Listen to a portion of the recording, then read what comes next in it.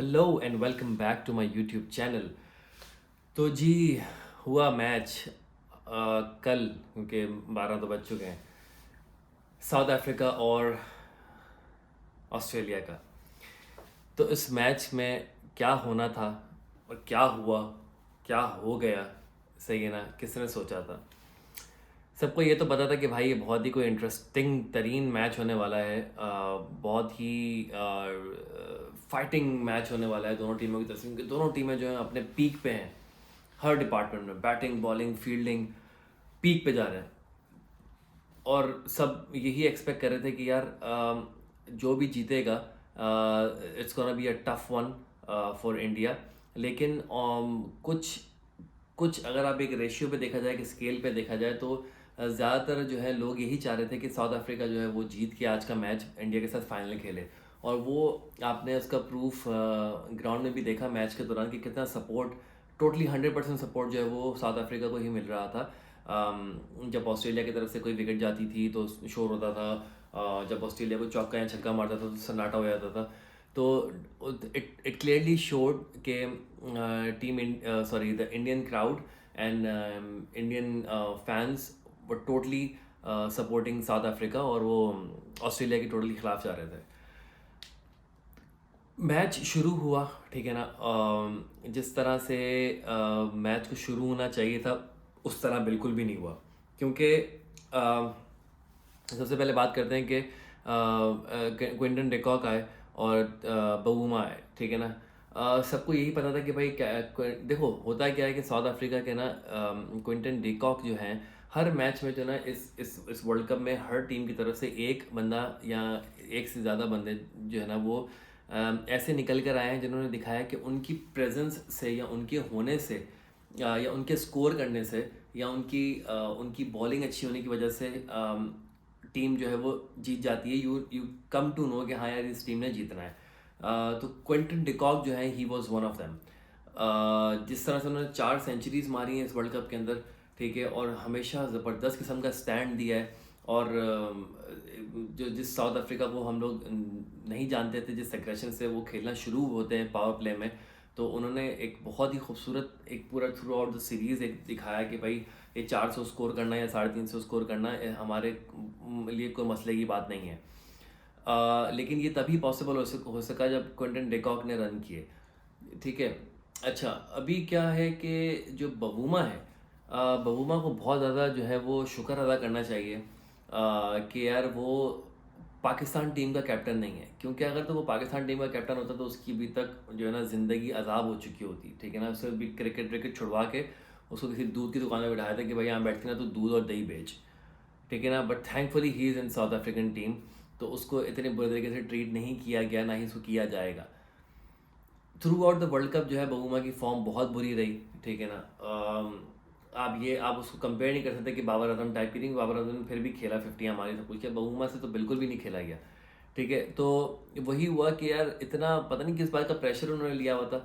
और as we all know for a fact from the past and we all say the same thing, South African team is a team of chokers, chokers not jokers, जो कि big matches में semifinals में आके जो है वो हमेशा चोक करते हैं।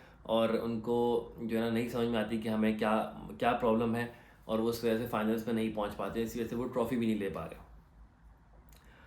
बहुमा तो आउट हुए, it was a very fine edge, ठीक है ना, बहुत अच्छी बॉल पे आउट हुए, ठीक है ना। इट्स मतलब मैं उनको ये नहीं बोलूँगा कि यार वो आउट ऑफ फॉर्म बैट्समैन था इस वजह से, लेकिन पिच पे बहुत अच्छा पेस को उस टाइम पे स्विंग मिल रहा था और सीम भी मिल रहा था, तो वो एज लगा और ही वाज गॉन। चलो बबूमा तो चले गए, किसी को कोई फ़र्क नहीं पड़ा, क्योंकि सबको पता है कि यार बबूमा ने कुछ करना तो था नहीं वैसे भी, क्योंकि बाकी के सब नहीं करना है। क्विंटन डिकॉक तो खड़ा हुआ है, अभी मार्करम आ जाएगा, सॉरी रासी विंडरसन आ जाएगा, उसके बाद मार्करम आ जाएगा, तो आगे वो लोग स्कोर कर लेंगे, वही 400 मार देंगे जो हमेशा वो लोग करते हैं। लेकिन एक्सेप्शनल बॉलिंग करवाई मिचेल स्टार्क ने और हेजलवुड ने। मैंने पहले भी एक वीडियो में कहा था कि यार ऑस्ट्रेलिया की जो टीम है ना, असल में वो 2 टीम्स हैं। आईसीसी के इवेंट्स में या बड़े इवेंट्स में हमेशा वर्ल्ड कप्स में ऑस्ट्रेलिया की 2 टीम्स उतरती हैं। सेम लोग होते हैं लेकिन उन दोनों की अलग अप्रोच होती है। जो लीग मैचेस होते हैं वहाँ तक एक डिफरेंट टीम खेल रही होती है, और सेमीफाइनल्स में और फाइनल्स में अगर वो पहुँच जाते हैं तो आर दे आर ब्रूटल। हर बंदा ब्रूटल उनमें से उनमें हो जाता है, वो दे बिकम बीस्ट्स। उनका मतलब हर बंदा जो है ना वो आपको खाने की नज़र से देख रहा होता है। आपने वो तड़प आज के मैच में देखी, जब आपने देखा कि डेविड वार्नर डाइव्स मार मार के फील्डिंग ऐसी ज़बरदस्त कर रहा है। लबुशेन ने इतनी ज़बरदस्त फील्डिंग की है। कमेंटेटर भी ये कह रहे थे कि यार 30 से 35 रन जो है दोनों ने फील्डिंग में सर से बचाए हैं, जो कि बहुत बड़ी बात है। आपने देखा कि वही मार्जिन जो है वो आखिर में हार का बाइस बना। मुझे समझ में नहीं आया कि क्विंटन डिकॉक को किस किस्म का प्रेशर था, और क्योंकि इस तरह का शॉट उनसे एक्सपेक्ट नहीं किया जा सकता जैसा शॉट उन्होंने खेला। जो वो एक सीधी बॉल, सीम बॉल को आते हुए वो क्रॉस बैट से खेल रहे हैं, पुल करने की कोशिश कर रहे हैं, उसमें उनका एज लग के हवा में बॉल खड़ा हो गया, और इजी कैच, बहुत अच्छा कैच पैट कमिंस ने पकड़ा, नो डाउट अबाउट इट। या पीछे की तरफ जाता हुआ कैच इज़ ऑलवेज डिफिकल्ट। वो कैच पकड़ने के बाद उनकी जान में जान आई जब वो विकेट करी ना। उसके बाद मैंने अपने जो फ्रेंड्स ग्रुप है और मैंने जो फेसबुक है उसमें मैंने मैसेज करके डाल दिया, भाई congratulations team Australia and team India, you guys are in final, South Africa is not winning it. क्योंकि वहाँ मुझे 95% श्योर हो चुका था, क्योंकि यार जब तक क्विंटन डिकॉक एक अच्छा स्टार्ट नहीं देता आगे आपकी टीम अच्छी नहीं चलती। उसके बाद रासी विंडरजसन आए, उसके बाद मार्करम आए, ठीक है, और उसके बाद क्लासन आए। उन्होंने भी छोटे छोटे थोड़े मोटे इधर उधर रन बना बना के वो भी जल्दी जल्दी आउट होना शुरू हो गए, ठीक है। अच्छा, क्लासन की और मिलर की जब मिलर आया तो क्लासन और मिलर की बहुत अच्छी पार्टनरशिप शुरू हो गई। तो मुझे वो याद नहीं पड़ता कौन सा मैच था, अगेंस्ट विच टीम, या शायद नीदरलैंड के खिलाफ या किसी के खिलाफ, इन दोनों ने जब खड़े होके आखिर में कुछ पता नहीं कितने रन मारे थे, तो 400 का टारगेट दिया था, तो आखिर के 10 ओवर में इन्होंने कोई मेरे ख्याल में 150 रन मार दिए थे। वो जो क्लासन ने ज़बरदस्त कोई 9-10 छक्के मारे थे उस मैच में। तो वो मुझे लगा कि यार ये दोनों ना उसको रिपीट करने वाले हैं। अच्छा, अच्छा चल रहा था, सब चीज़ें सही हो रही थी, लेकिन एंड मौके पे आके जो है वो क्लासन जो है वो निकल जाते हैं। उसमें दाद देनी पड़ेगी, जो सबसे बड़ा जो हाथ और जो सबसे बड़ा जो दिमाग जो लगाया है थ्रू आउट वर्ल्ड कप में, पैट कमिंस की captaincy was top notch, superb. किस तरह से जो है उन्होंने पैट कमिंस में दिमाग लड़ा के एक रिस्क लेके ट्रेविस हेड को, जो कि ऑफ स्पिनर है, उनको बॉलिंग पे बुलाया। जब वो बॉलिंग पे आए उनको 2 लगातार चौके पड़ गए क्लासन से, तो पता चल गया कि यार क्लासन जो है ना वो नहीं छूटने वाला। लेकिन उसने इतनी खूबसूरती से जो है तीसरी बॉल उसको कराई है, जो कि स्पिन नहीं हुई बॉल और सीधी जाके स्टंप पे लगी और वो बंदा गया, ठीक है ना। उसके बाद आई थिंक जॉनसन आए, मार्को मार्को जॉनसन, उसको भी अगली बॉल पे एलबीडब्ल्यू कर दिया। तो अब टोटली जो है साउथ अफ्रीका की टीम टूट चुकी है, ठीक है। कोई भी नहीं बचा आने के लिए जो आके रन्स बनाए, लेकिन Miller the killer, David Miller, जो कि हमेशा वही बड़े मैच वाला प्लेयर, ये जो लीग है ना, डेविड मिलर की, मैक्सवेल की, ठीक है ना, ये डिफरेंट लीग है। सही, ये जो जो 2-3-4 बंदे हैं ना क्रिकेट में, इनका इनका गेम, इनको सिर्फ टीम में स्क्वाड में रखा इसलिए जाता है कि इनकी दहशत रहे, क्योंकि ये आखिरी मैचेस में जाके ना अकेले ही मैच को ले जाएंगे, और वही हुआ।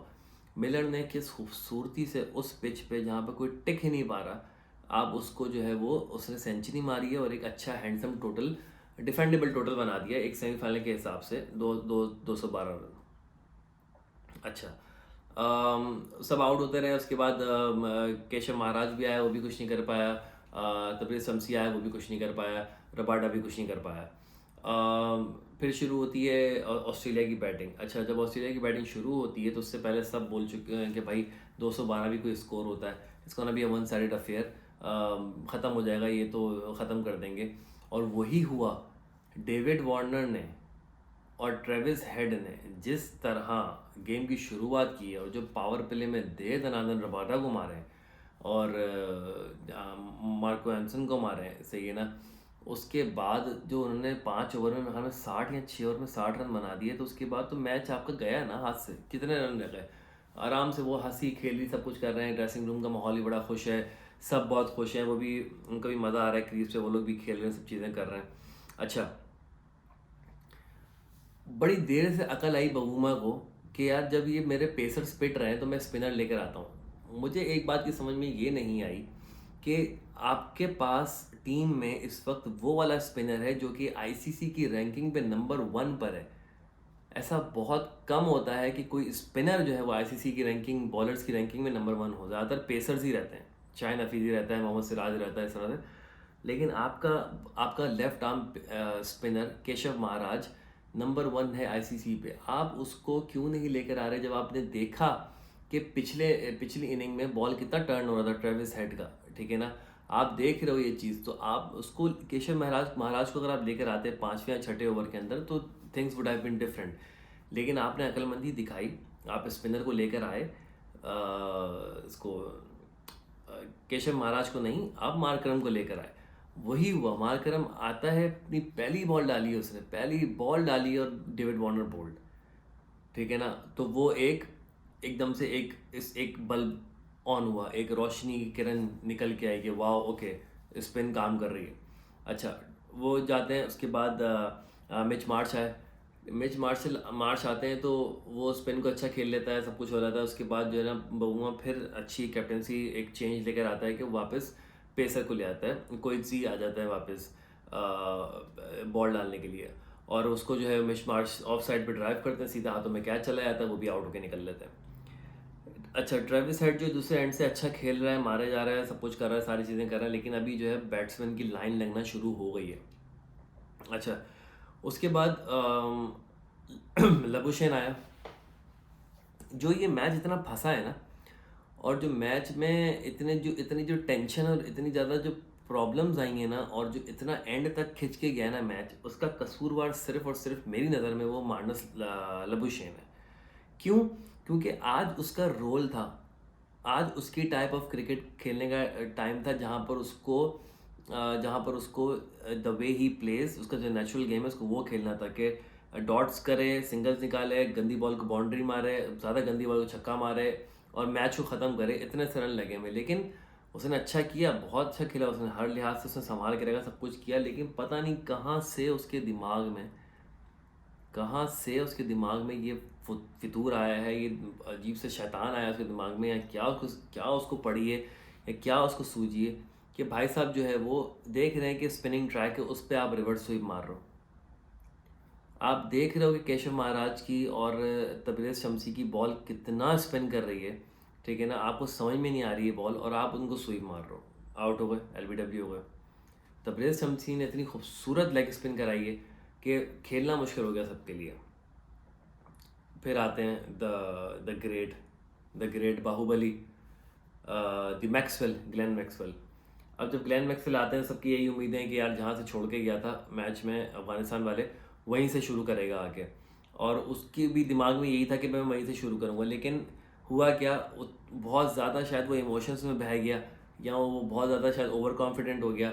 ये क्या मसला हुआ, जब उसको पता है कि तबरेज़ शम्सी का बॉल पढ़ के, ठीक है ना, आप राइट हैंडेड हो ना, तबरेज़ शम्सी वहाँ से बॉल डाल रहा है आपको यहाँ बॉल फेंक रहा है वो, और उसका पूरा प्रॉपर टर्न होकर बॉल अंदर आ रहा है।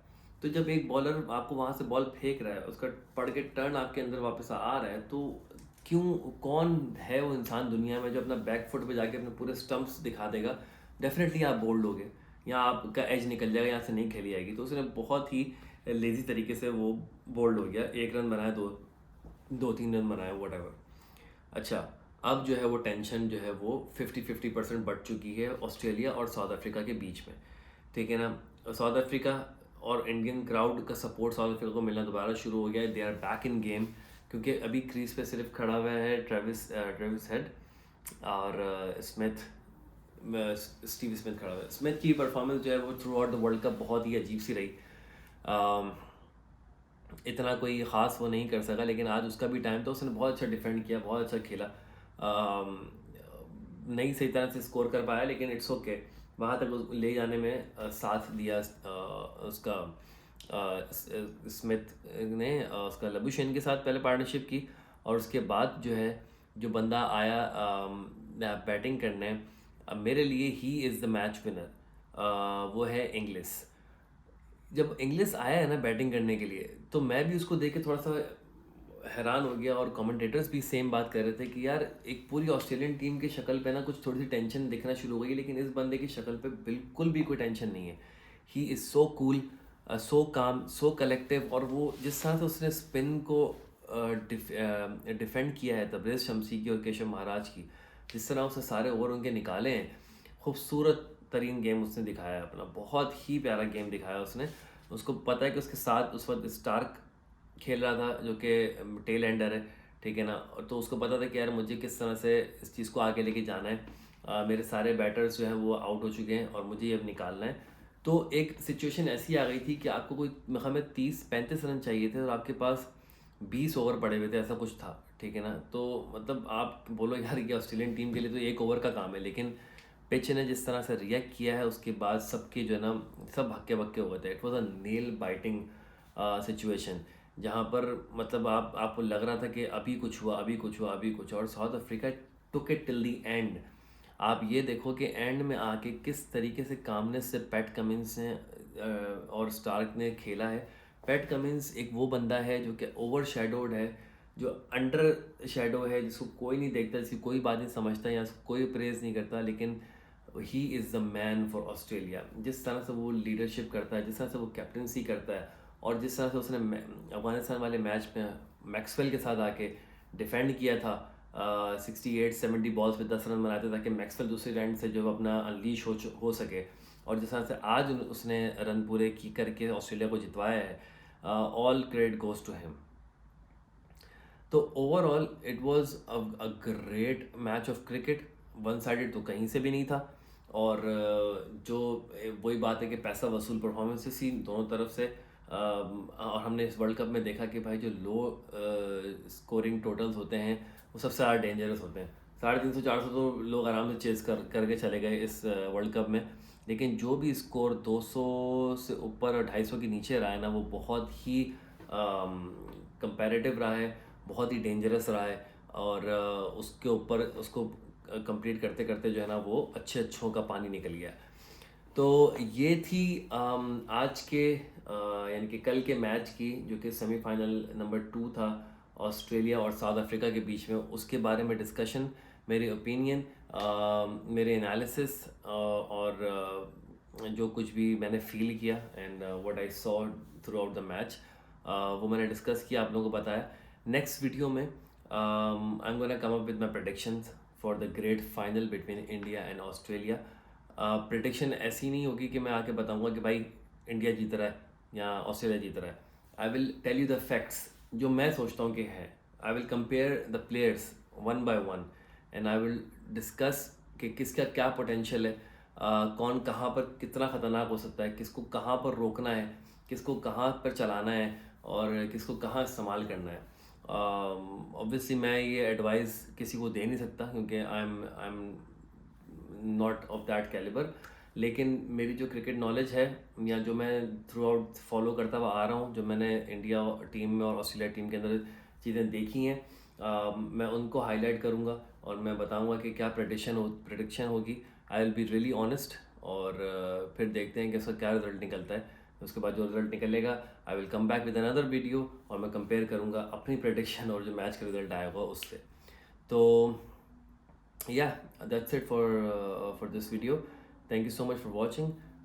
Do not forget to subscribe and please leave comments. थोड़ा सा बातचीत करो, मुझे बताओ कि क्या क्या चल रहा है, क्या नहीं चल रहा, क्या होना चाहिए, अपनी भी predictions बताओ, अच्छा लगेगा, मज़ा आएगा। It's gonna be a fun Sunday. It's gonna be a fun day. So yeah, so I'll see you guys in the next video. Take care of yourself and keep loving cricket. Bye bye.